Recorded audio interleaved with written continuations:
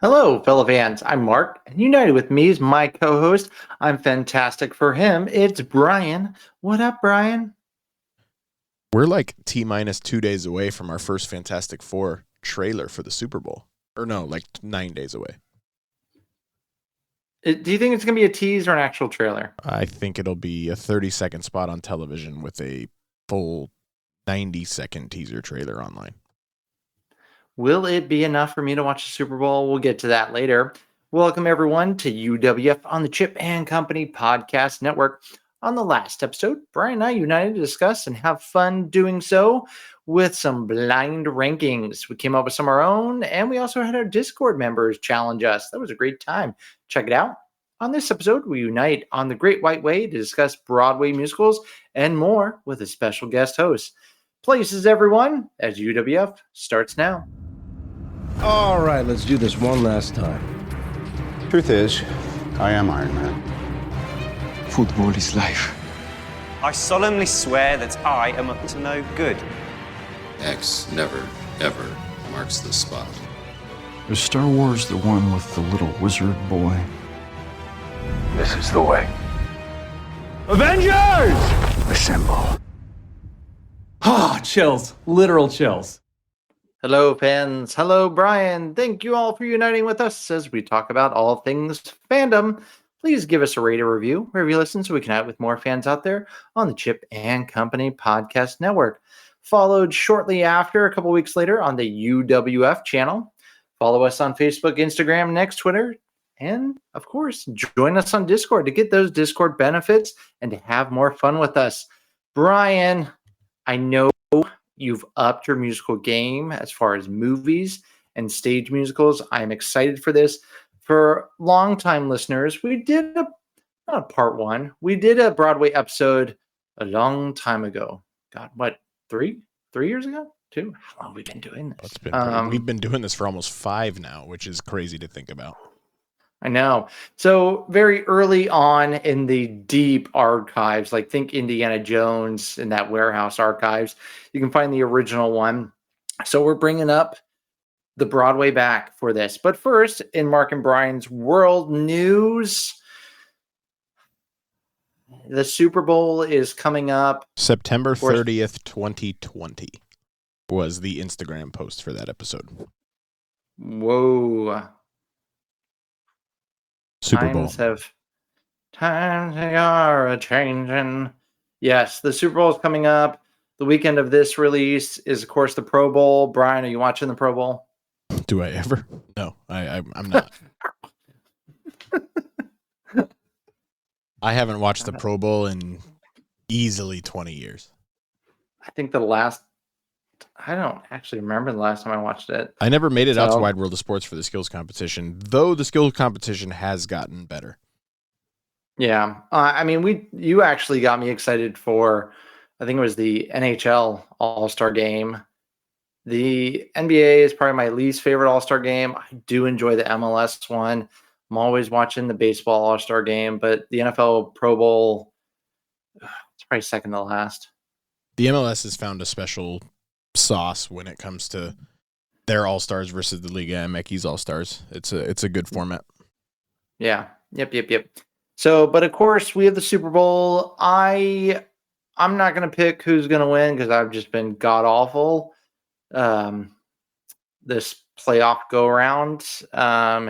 It's going to be the Eagles with one of the least enjoyable fan bases versus the Chiefs, where, Brian, let me ask you this about the Chiefs.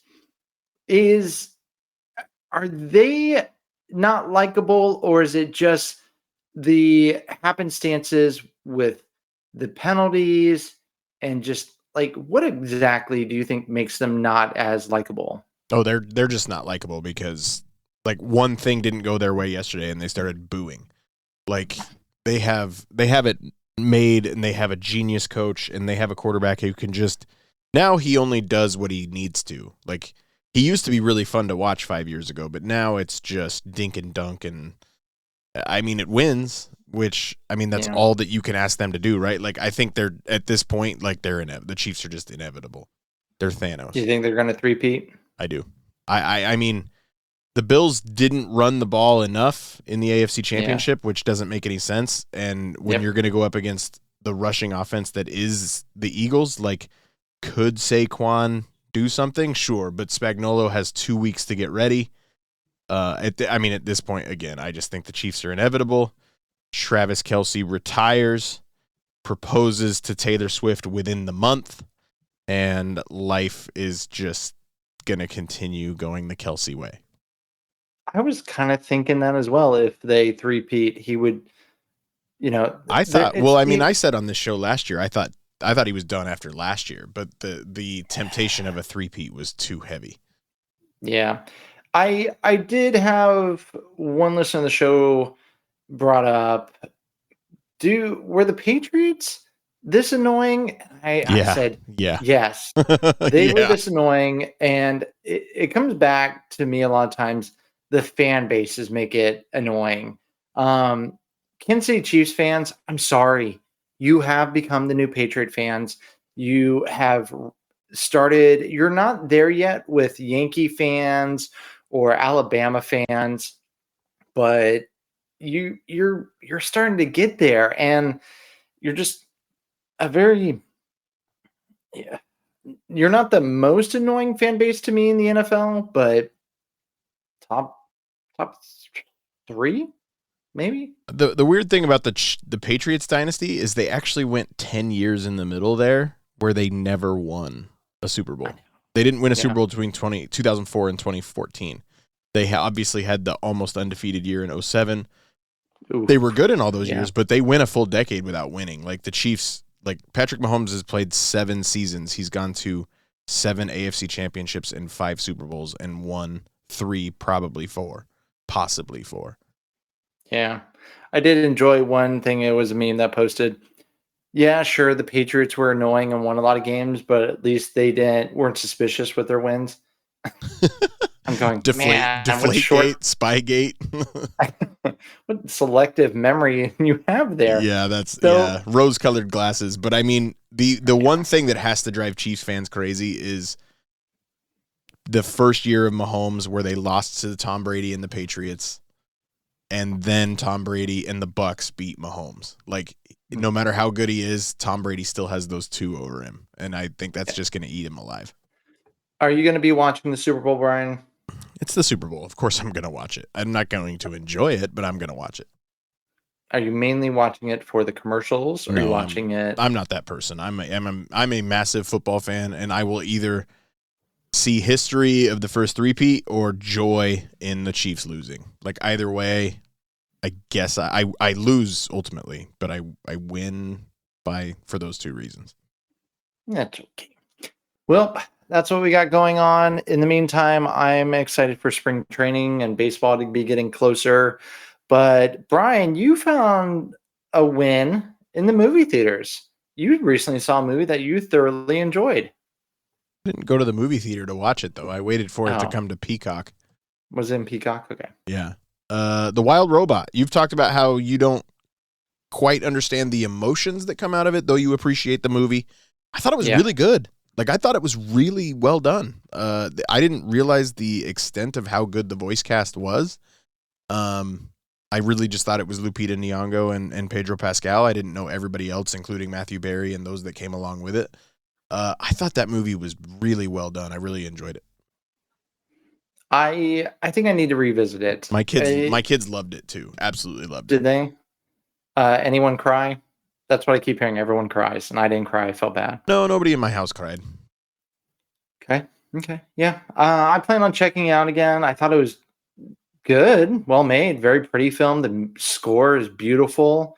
I didn't quite understand where people were about to cry, so I need to check that out again. Also, I did check out on Netflix. It just came out Saturday night, the Saturday Night Live movie, and I enjoyed it in theaters, but then I watched it and I love it. So that one got a lot better for me. And then when we did what we're excited for in 2025, I brought up the show The Pit with Noah Wiley and a lot of the creators of ER. So if you don't know it, it's on HBO. It's ER meets 24.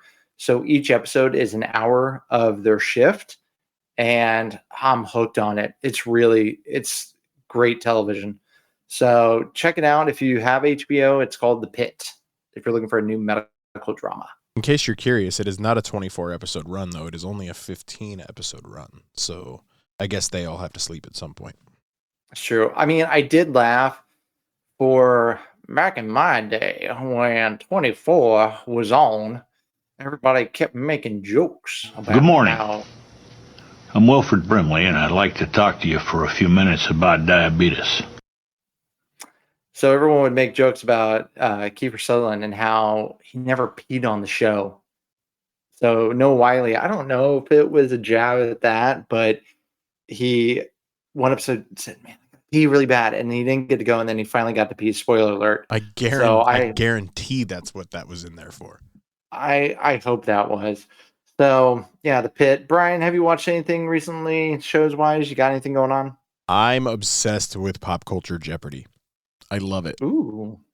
Can you give me an example of a category or a question? I can in a minute. I'm putting you on the spot. I'm sorry. There's some that I'm really good at. I do not have the music covered, but there's certain other things that Is it on Netflix? What is it is on? on Amazon Prime Video.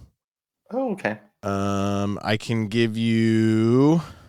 I mean, there's meme questions On SNL's Celebrity Jeopardy. I have to know those. On SNL Celebrity Jeopardy for 2. Here we go. Ever Alex's foil, this actor who was once 230,000 in the red chose the anal bum cover category, a slight misread of an album cover. South Shore Amy. Who is Sean Connery? That is correct. Celebrity Jeopardy 6. Played by Norm Macdonald, Burt Reynolds has apparently changed his name to this. Ashley.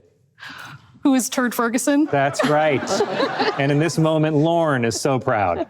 Yeah, like movie quotes done low key. They'll just give you the quote and you have to name the movie. Just stuff like that. I mean, okay. There's a bunch of music stuff that I just don't know. But memes and actors, and I mean, there's been multiple MCU categories. Like I nailed those stuff. Like that. I know I talked about this. I thought I knew a good amount of the MCU, but then came trivia on a Disney cruise. I was humbled. Anyways. So, well, that sounds fun. I'll put that on. I'll check that out. Check it out. Do a check it out kind of thing. So we also have the Oscar nominations. Those came out. For everyone at home, we do an Oscar episode, so we'll get back to you closer with our predictions, what we hope will win, snubs. Needless to say, Brian, I am not thrilled with the nominations, just the Oscars in general this year. But there wasn't it's not that you're not thrilled with the nomination. Like nothing was really snubbed or left off, right? Like it just wasn't a lot to choose from. There's definitely other things I would have nominated that weren't nominated. Can I have an example? Yeah. Hugh Grant, for example, should have been nominated, should have been a lock for the movie Heretic for supporting actor and didn't get any love. He wouldn't be actor in a leading role for that movie? No, the two actresses had more of a leading role than he did. Okay.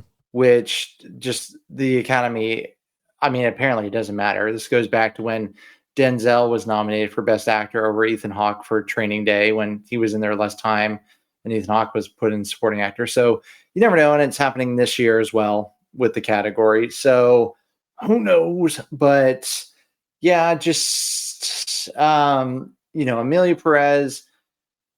Yeah, I'm not going to get into it. I'm just going to say the fact that it's up there with nominations with, such films as Lord of the Rings, Titanic, Gone with the Wind, Ben-Hur, and all that. It's just, it hurts. It hurts. Oh, man, it hurts. So, will I watch? Of course, yeah, I'll watch. I do a little Oscar potluck pick'em every year with friends, and we're going to have a great time watching. I am glad they're not doing the songs. Brian, I think that's going to be because they're going to do Defying Gravity. I feel like they're going to pull that number out just to do it. Kind of like they did. We don't talk about Bruno. Yeah. I feel like they're going to do something. See, you with the Oscars is me with the Super Bowl. Like, as unhappy as you are, you're still going to watch it. Emilia Perez with 13 nominations. Like, it bums me out hardcore that we have had an appreciation for Zoe Saldana, and she's been at the top of our movie game for 15 years now. When did Guess Who come out with Ashton Kutcher and Bernie Mac? That was probably 20 years ago.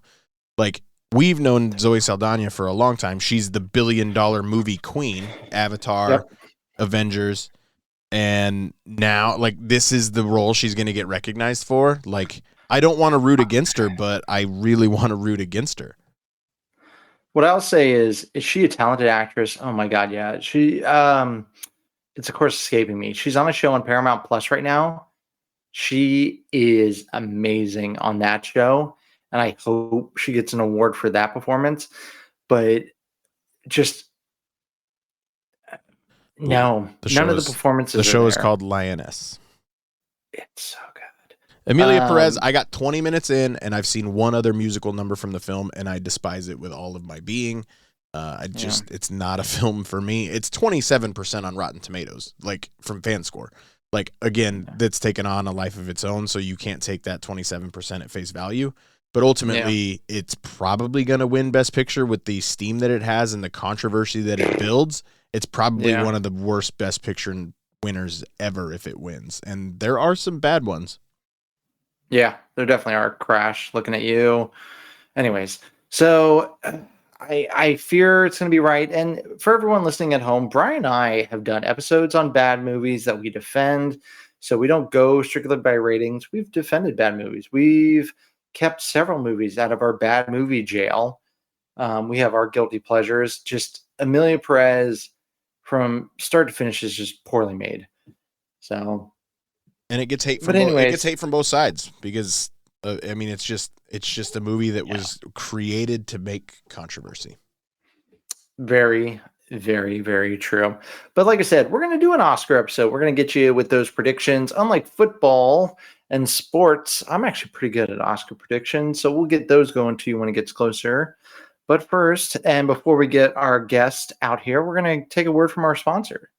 Hey guys, Diz Life Mark here, and I want to tell you all about the official travel partner here at Chip & Company.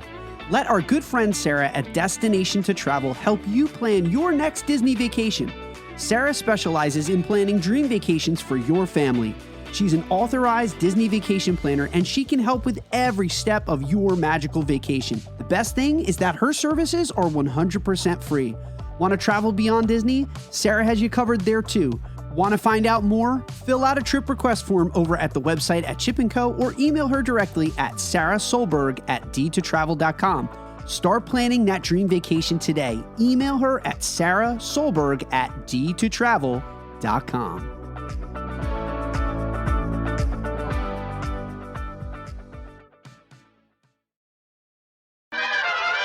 Welcome back, everyone, to United We Fan, the podcast. We mentioned we have a special guest host, and we sure do. His name, the man, the myth, the legend. Every curtain should rise for this lovable soul, especially if you're talking anything art related. You already introduced me. Don't steal his thunder. If anyone's doing Broadway trivia, you need to contact this person. Without further ado, it's Patrick. Hey, Patrick.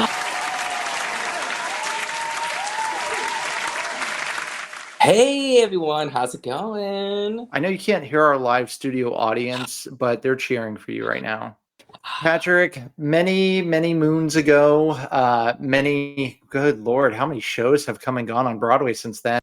You did our first Broadway episode on United We Fan, the podcast. Broadway was still closed the last time we did this. Yeah. Think about it. God, that's right. Yeah. For the longest time, that was our highest listened to revisited show for the longest time. So we're gonna hopefully get you to pack the house again. Yeah. But first, thank you to my fan for all of the plays. Probably my dad, but please make sure you join our Discord so you can tell us how much you love Patrick. Yes, please. For all of our guests, we love to find out their origin story when it comes to the topic. So, Patrick, what Broadway show or play got you excited and said, I love stage shows, I love Broadway? You take annual trips to see shows, multiple shows, many shows, not just in New York, right? So, what show was that origin story for you? So it was Guys and Dolls at a local community theater in 1994, I want to say. That's also Bryan and mine's working title for the show originally. He was going to be the guy and I was going to be the doll. But so I think Guy and Doll, like Guys and Dolls. Yeah, like Guy and Doll. So we didn't want to get sued. So gotcha. So today I'll be the and. We have to be the and. Yeah. For that today. It was I was 6th grade. My favorite teacher in the world was playing the lead in Guys and Dolls. So we went to go see her. My parents were, let's go see him. Go see the show. I think it'd be fun for you. And I fell in love with it. We saw it, I think, at least twice during its month run, and we went backstage afterwards. I just really something clicked. It was also the time that I was getting. It was the Disney Renaissance period, like Beauty and the Beast, Aladdin, Lion King. These really big musicals in animated form coming. And so I think it just linked at the right time in my life. And I just clung to it. And then that summer, there was a summer theater production. I auditioned for a play. And I got into it. It had one line. And I said, "Let's dance." Remember, be in my bones forever. And I just kind of fell in love with it. And that theater became my home, away from home, for many, many years. For over 15, 20 years is my home, away from home. I met great people there in my life still. And the theater kind of, it changed and saved my life. I don't know where else I would have fit into. And it's still, like you said, I go to New York all the time. I was just in New York 2 weeks ago. I saw 6 shows in 4 days. Good for you. I'm going to see 10 in May. It's going to be May. 10 shows in May. Yeah, it just has something special about it. You kind of just get away. It's the music's therapeutic when you see a musical. You know, it just puts me in a great mood. It makes me in a good mood. It makes me cry. You know, I'm actually going next month to Ohio to see the tour Parade. And that show is going to make me cry, and I'm ready. But I'm flying for 2 days. It's one of my favorite shows of all time. So, yeah, like you said, we'll travel for a theater in a heartbeat. So, what was your line, though, that you had? Let's dance. So could you have been the reason that Wicked, like, was that when Wicked you think might have been born? Wow, watch out, Jonathan Bailey. No. Could be. I hope so. Maybe. I don't know. I should get some money from that, I guess. I think we need to follow that string there. I never thought about that. No. My podcast done. That was great. Okay. I know. Well, you brought up Disney Broadway. Bryan, do you have a favorite Disney musical? Musical or like actual stage production? Have you seen a stage production? I've only seen Aladdin. So and? I mean that's that's my favorite. I really enjoyed it. I saw it twice, but we did discuss this on the last one. Like I had seen it twice within maybe 10 days. I took my daughter and then I took my wife. I really enjoyed it, but I haven't seen Lion King, and I really would like to see Lion King. Mark, no matter what market Dislife tells me, like Festival of the Lion King, he says doesn't count. So I mean, I guess I have not seen Lion King. Well, Lion King is coming to Orlando in April or May. It's coming. So needs to come to New Orleans. Can make it happen. Yeah.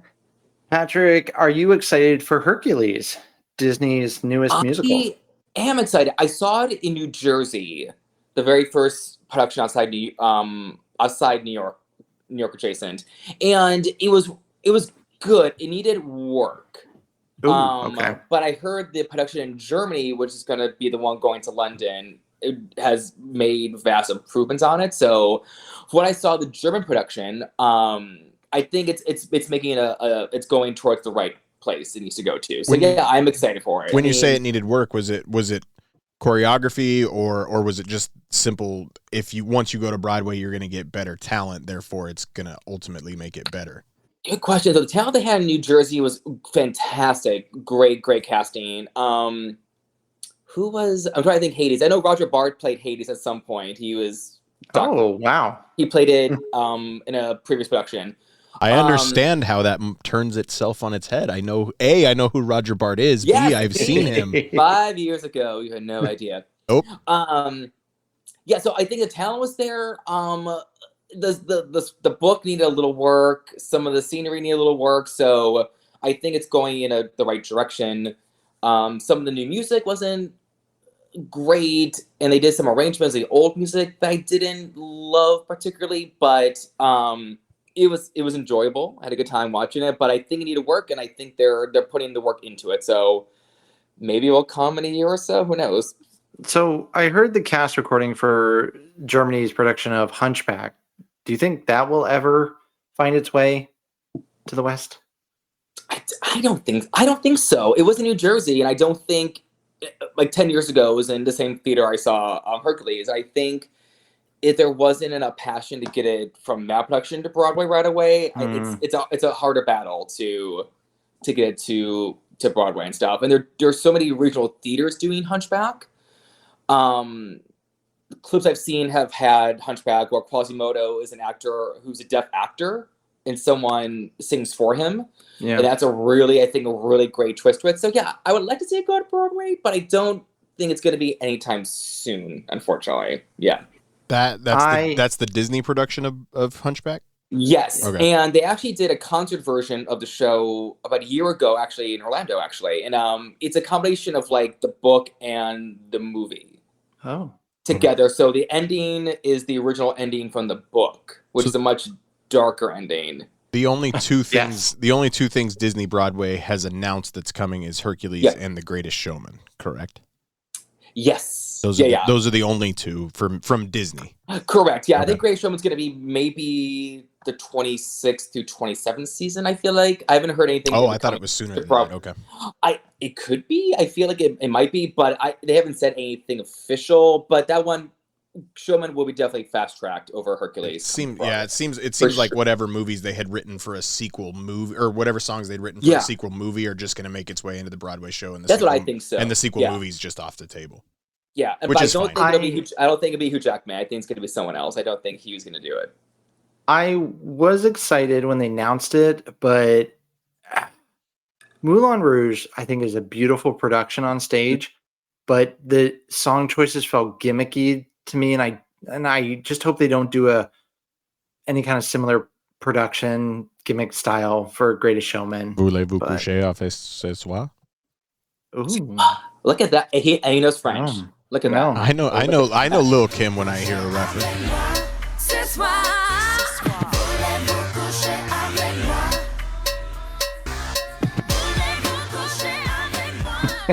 Christina. So yeah, I was hoping Aida would make a comeback for Disney Productions, but yeah, they did it somewhere else, and the buzz was kind of mute for it. I feel like it wasn't a lot of, they made some changes to it and stuff. So it was supposed to go to New Jersey first, and then they took it overseas. It seems like they want to go overseas first with a lot of shows, and then bring it to New York because they have a little more, I think, freedom in the UK or Germany just to have to work with it a little more without it being like Broadway critics coming to see it.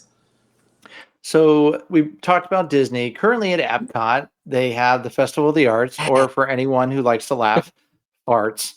So that's going on right now. So if you need to hear some Broadway singers, see how talented they are, and hear Disney songs, highly recommend Epcot for that. Yeah. So, but Patrick, on this show, we like to do Rushmores, just to find out your top 4 favorite. What is your Rushmore of favorite musicals, Broadway musicals? This was so hard because I was like, do I pick shows that I think are artistic, or should I choose just do your favorite? I went. So I basically was like, if you put a gun to my head, what shows could I tell you every word for? This took a turn. I did. Yeah. I was like, it's a serious business. This is musical theater. It's very serious. Mm-hmm. So that's what I did. So I kind of cheated a little bit. My number 4 is actually, I know, because 4 is like an odd but even number in a situation to me. Yep. So 4 is Guys and Dolls because of the story, and Joseph and the amazing Technicolor Dreamcoat. With Donny Osmond. Was it Donny Osmond? I did see him in Toronto. We did go see him in Toronto when I was a kid. For reals, in like 1990 something. Yeah. But there's a song about the colors of his coats, and I recently at a piano bar in New York, after a few drinks, knew every single word still. I was very impressed with myself. At 11 p.m., Chaz, all the colors. Number Impressive. 3 is a show called Crazy for You. Oh, I don't know that one. A Gershwin musical. It was kind of a retooling of one of Gershwin's earlier shows, but it came out in 1993. Jodie Benson, the voice of Ariel, was the original cast of that show. It's an old-fashioned tap dance heavy old school musical, and it always makes me. I saw it in Sarasota last year, and it made me so happy that I will go see it anywhere I can. Number 2 is kind of basic, Into the Woods. Did you like the movie? I did when I saw it. I saw it You're twice. so nice. And, I will watch it. I'm an Emily Blunt stan, and I think she was so good in that movie, in that role. But yeah, the movie's good. I watched it recently, and I was kind of like, I have some notes. I have some notes for it. But It's okay to say the movie was just okay, Patrick. Yeah, for a Disney-produced Sondheim musical, they did a great job with it. But there was a generation of kids my age who we grew up watching Into the Woods in VHS. It's got Anna Kendrick, so it has reason to exist. And Chris Pine. Listen, Anna Kendrick also stars in a movie called The Last 5 Years, a musical. Yes, with her that was and good. her, Jordan. If you haven't seen it, she's great. He's great. It's kind of underrated. I didn't know what that was about, and man, I maybe should have looked into that movie. She also dances and sings in a movie called Trolls. Yeah, I heard she does her own dance moves. Mocap. Yeah, she does her own dance moves, the hair and everything. Incredible. What can she do? But Into the Woods, the Can't stop this feeling. of that show is really the VHS copy of that show. I wore it down. So Into the Woods is in my brain forever, good or bad. I love that show. And my number 1 is Ragtime, which is not a perfect show by any means, but I love it. I had a Ragtime birthday cake when I was 13, 14 years old. That's great. It's incredible. It was the CD cover. Oh, wow. For all you kids listening at home, my mom CDs were... and got and made a copy of it, and she made it home. It was great. We already lost all the kids at VHS like 4 minutes ago. That's true. I'm like Grandpa Simpson. Back in my day, we had this. Yeah. Good morning. Oh, we have some. Yeah, we have this for I'm them. Wilfred Brimley, and I'd like to talk to you for a few minutes about diabetes. Yeah. Yep. Those are. I like that you have a variety. It's not just traditional shows, or not just those. That's a good variety, I think, for anyone to check out with your Rushmore. I think that's pretty great. Thank you. The current movie musicals. We got Wicked. Did you approve of Wicked? Did you know? Yeah. Hang on. Oh gosh. Fun fact. Oh. Here's how far Bryan's come along. That was his number 1 movie last year. I hope you hated it now. I know. Just to really Patrick, disappoint you. So, were you dancing through life as you watched that, or? I again saw it thrice within like a month. Okay. Did not make it to a sing-along version. I don't think I could handle that. That's Can a I lot. get your opinion on that? Do you agree with the celebrities who have came out stating, "Yeah, if you want to sing during it, sing during it"? There's two sides to this argument. If you're going to offer a sing-along version, go for it. But you don't get to sing in the regular version. Yeah. I'm someone, if I paid all this money to see a performance on stage, I'm not here to hear you sing your version of Defying Gravity. Just like if I'm in a movie theater paying, however much people pay, I have A-list, bless you. I don't want to hear your high school self coming out. Now, if it's a sing-along, you let it all hang out. Right. Like you're walking in, you're like, all right, we're all singing along, right? So yeah. I definitely walked by one of the sing-along showings though. The door was left open Oh, I've seen I video. haven't. And Yeah, some people that's got not for into me. it, and I say live your life. I think the Yeah. Taylor Swift concert showings had a lot more action as far as people moving around in the theater, but Wicked had some good stuff going on. Yeah, you would expect that. It's a concert movie versus a. Yeah, But exactly. anyway, we need to get Patrick's opinion on Wicked itself. Yes. Oh, gotcha. Should we do it now, or should I wait, or should I? No, do it. Did you like the movie? Tell us how much you hated it, how the stage version's better. Movie stars can't be singers and actors. Tell us. So I've seen Wicked on stage 11 times just recently in New York, May 11, and I saw the original cast in for humble brag, so the OG cast. The movie did a great job. When it first was like, it's gonna be 2 parts, I'm like, does it need to be 2 parts? Because I'm Mr. A movie should be 2 hours, maybe 2.5 is kind of like, almost 3 hours. I'm like, it's rough for me. 3-hour musical play easy. Movies are hard for me for 3 hours.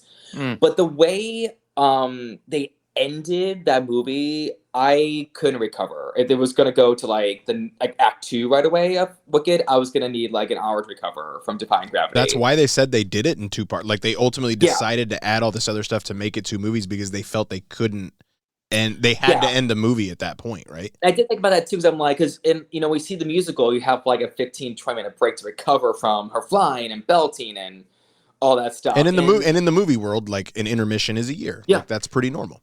No, correct. Yeah. And so in like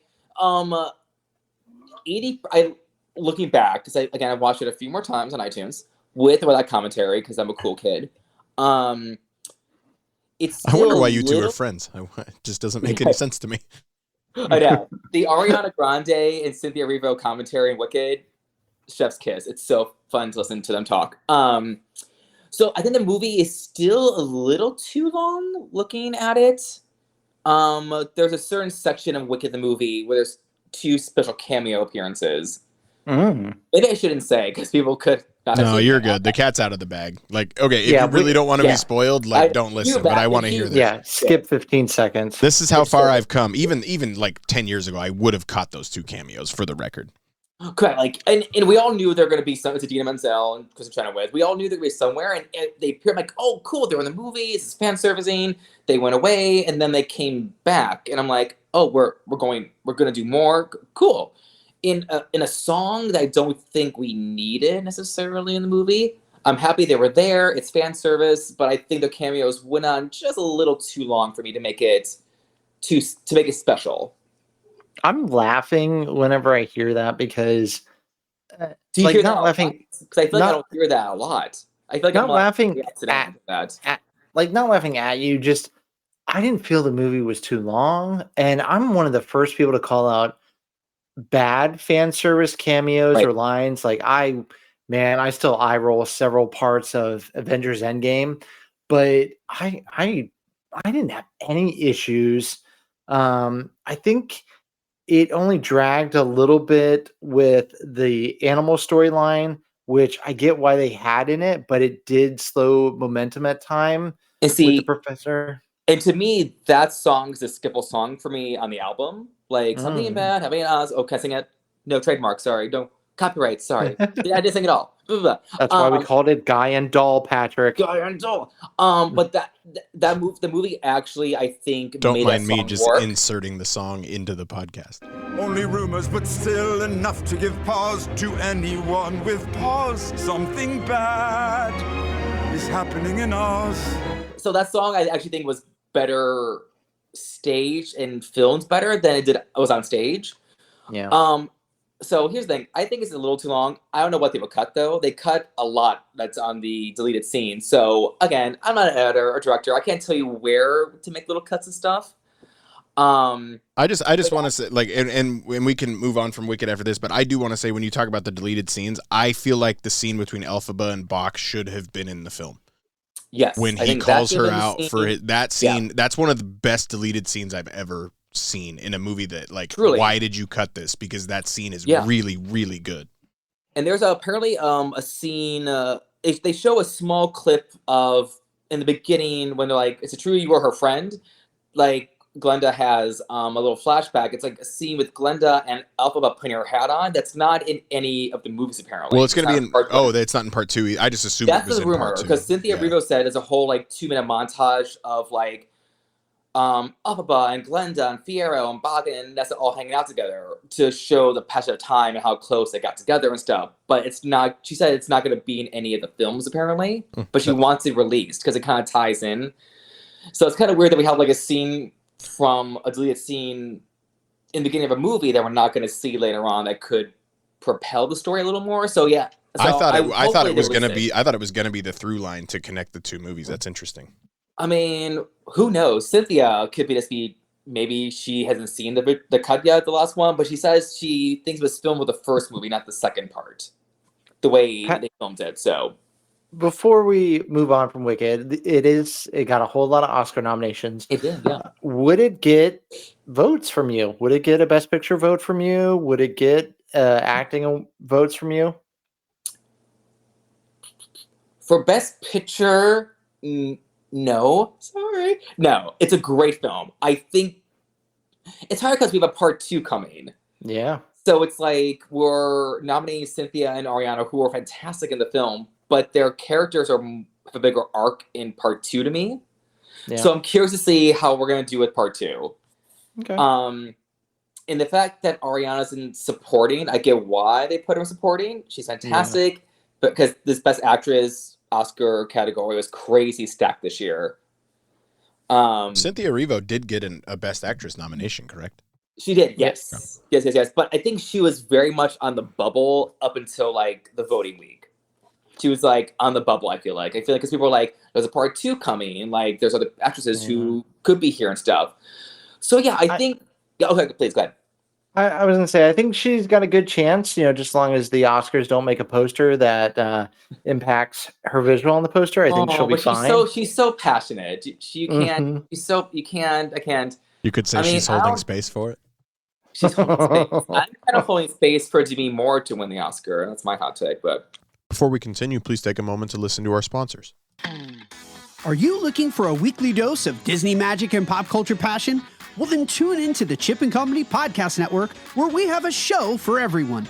Start your week off right with This Life Podcast every single Monday, hosted with Mark Valentine and Bryan Lee. From planning your next trip to exploring theme parks, Mark and Bryan are your ultimate guides to all things pop culture. Wednesday's going to bring you Mom Street USA with Jackie, the perfect show for parents and Disney lovers alike. Need help planning a stress-free Disney vacation with your family? Jackie's got you covered. It's Disney Travel Talk with Heart and Smarts. On Thursdays, it's time to geek out with We Like Theme Parks.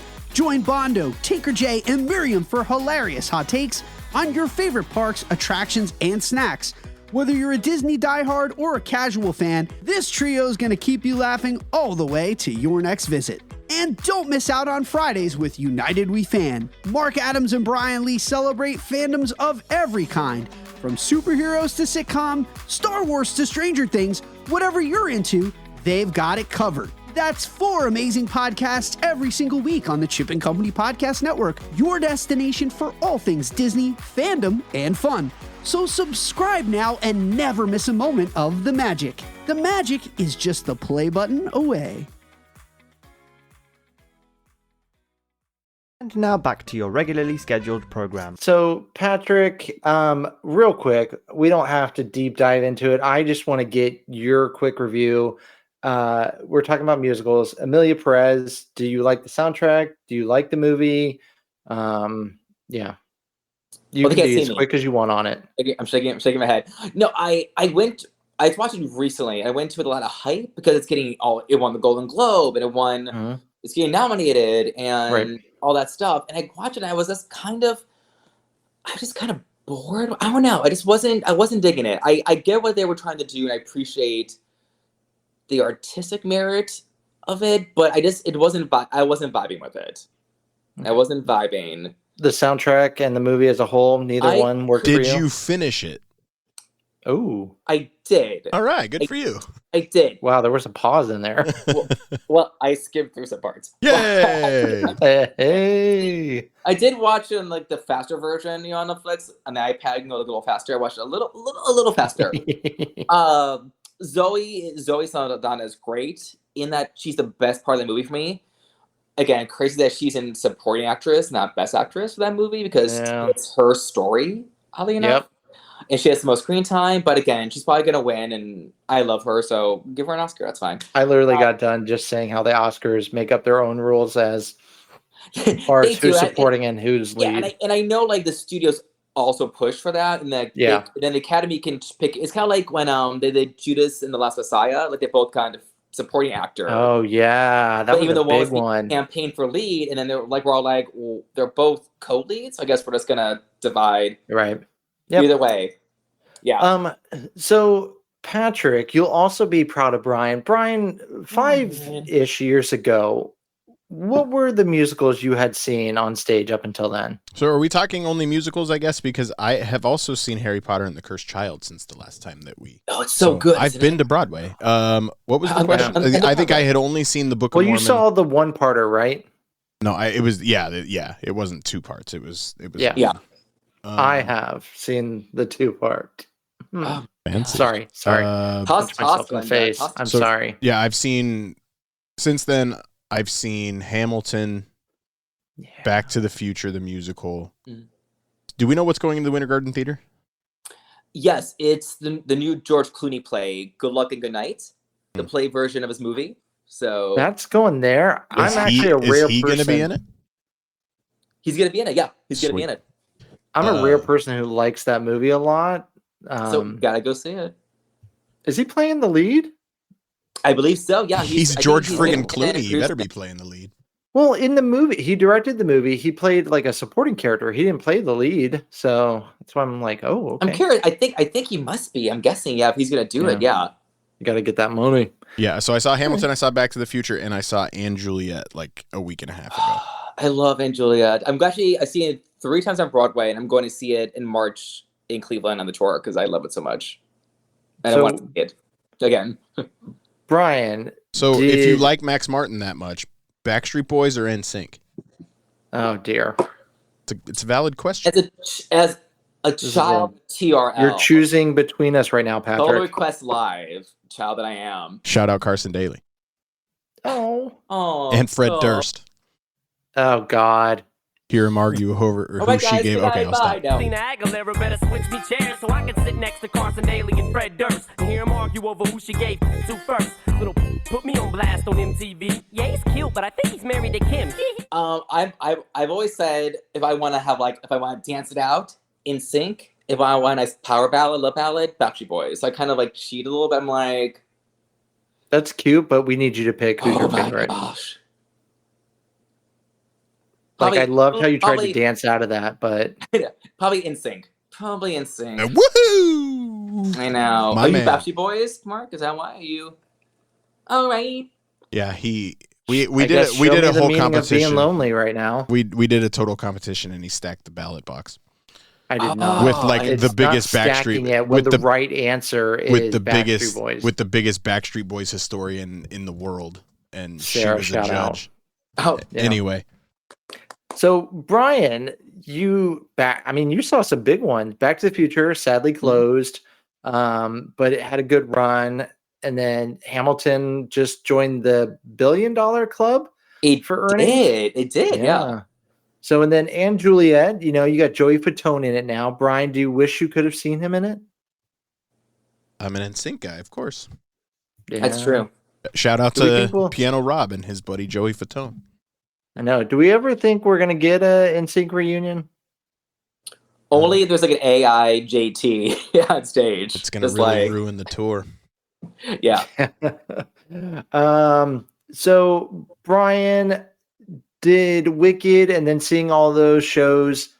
I mean, Patrick, are there shows up and coming that you think Bryan, knowing what he likes now, do you have any recommendations for Bryan? I mean...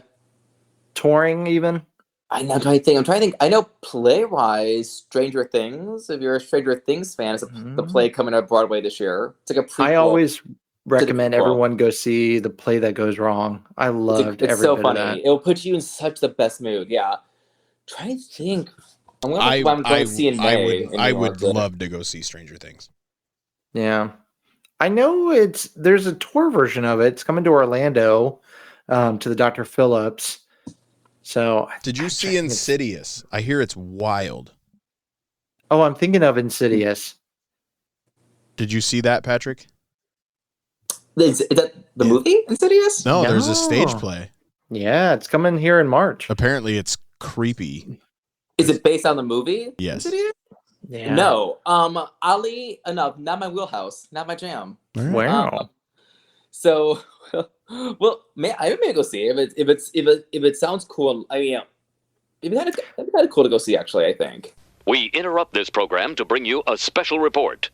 2 days after recording this, we enter into a segment of the podcast we call Reading. Detroit's Fisher Theater hosted what may have been the last live performance of the Insidious horror franchise this past weekend, titled Insidious: The Further Fear, failed to impress audiences, leading to the tour's cancellation. So that's not good. So you're probably not going to get to see Insidious anytime soon. Anyone. And now back to the show. Do you have a prediction for Best Musical at this up-and-coming Tonys? I don't. It's kind of so up in the air right now. I feel like there's a couple of I'm going to May. I'm seeing 10 shows. There's a lot of new shows coming in the next few months. Yeah. I mean, the heavy hitters this year seem to be musical revivals at the moment. Yeah. Best Actress in a Musical is so stacked this year that none of us know who's going to make it. I think we have 2 for sure nominees for Best Actress in a Musical, but there are other 3, possible 4 spots. We're all who knows? Depends on the mood. Patrick, I need to know who should have won Best Musical, Avenue Q or Wicked? Some sassy Muppets or... Insert Jeopardy here. I know. I think Avenue Q is the better crafted musical. With a book, its score. Wicked was kind of this big musical, and I think... How dare you insult my favorite musical of 8 weeks? I know. I know. My last time the podcast was a good time. Yeah, it says Wicked is kind of I think some parts of Wicked lose a little focus. I love how, Patrick, you can stop. I love how nice you're trying to be to both parties. I'm from the Midwest. I can't it's okay help it. to say I'm good with Avenue Q winning. I've seen Wicked 11 times. Okay. And I've never seen Avenue Q on stage. But I think Avenue Q is the better crafted musical of the 2. Do you want to share your list of the musicals you're coming to see this upcoming season? Yeah. I mean, you said it's 10? 10, but some are off That's Broadway just in stuff. May. Some in May. It's gonna be May. Sorry. Hey, some I hear are good off Broadway, like Titanic. Everyone kept recommending that one to me. I've seen it 3 times. Yeah. Highlights for May: Sunset Boulevard. Okay. Smash the Musical, based on the TV show. That's getting a lot of buzz. I love the TV show. It was a bit of a hot mess TV show, so I'm excited to see it on stage. A show from London called Operation Mincemeat. It won their Tony for Best Musical. That sounds like a Rachel Green recipe. It tastes like feet. I like it. Are you kidding? What's not to like? Custard, good. Jam, good. Meat, good. It's 1930s kind of spy musical, I guess. I don't know a lot. I'm going into a lot of these shows unknowing what's going on because I kind of want to be surprised. I'm seeing The Picture of Dorian Gray, starring Sarah Snook from Succession. It's a one-woman show starring. It's just her doing 50 parts. We have to make sure Bryan knows it's not a Star Wars play. I'm in The Picture of Dorian Gray. Thank you, Bryan. I'm sorry. Go ahead, Patrick. I failed. And I'm seeing Boop, the musical. I think Mark and I talked about this. I want to see that one very bad. I'm sure it's going to have a whole lot of tap dancing numbers in it. The first number is the tap dance number. The first number. So you're in luck. If you're looking for a tap dance musical, that's it. And then Dead Outlaw, that I just got tickets for. What's it's that about one? an outlaw who's dead, but it got great reviews off Broadway. And creative team is a Tony Award-winning creative team, so I think it could be a potential best musical spoiler. So I want to see it before. Yeah. That's kind of like the big stuff I'm going to see. How far out of my way do I need to go to see Hadestown? What a question. I know. Well, so Hadestown is coming to the Villages soon in a production that is. So normally Hadestown. I just mean, is the show in your opinion worth like moving heaven and earth to go see, like, or going to Broadway? Like, I was outside the theater like 3 months ago, but yeah. I mean, I know the original cast is coming back on the West End to film a pro shot, and I think that's going to get released on Apple. Is the last I'd heard. Probably, yeah, I think so. Yeah, if you can see it on Broadway, go see it because the staging is it's beautiful on the tour as well. The new tour has a different staging. That's why I was like, Villages, the tour might be a different experience. But go see it on Broadway. My friend who I just took to New York, her first trip to New York, she went and saw it just because there's a lift on the stage that you don't see on the tour, and she wanted to see that, and she said the show was even more powerful because of the lift, the way it's staged. So I definitely would go see it. I think it's going to play another year or two, so I think you got a little time to go see it, but it's a beautiful show for sure. Yeah. Okay. Don't move heaven. Maybe move like the earth. Okay. But not heaven. Noted. Kind of in the middle. Yeah. Nice. Well, Patrick, we hear our audience. I think they want a encore song from you.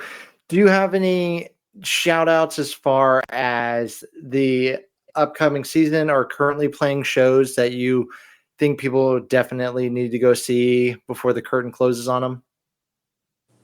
Yeah, I just saw Gypsy starring Audra McDonald. Are you going to go see the sequel, Tramps and Thieves? I was excited. I can't help. Sorry. Guys, speaking of musical on me. I'm sorry. That was a Cher, right? Cher? Show. Whoa. Okay. Yeah. Whoa. Wow, that happened. I'm Mike. Gypsy is great. Audra McDonald. People think she's miscast when they announced her, even though she's a 6-time Tony Award winner. 6-time. And the only actor to win in every acting category. So get on board. She's a queen. Iconic.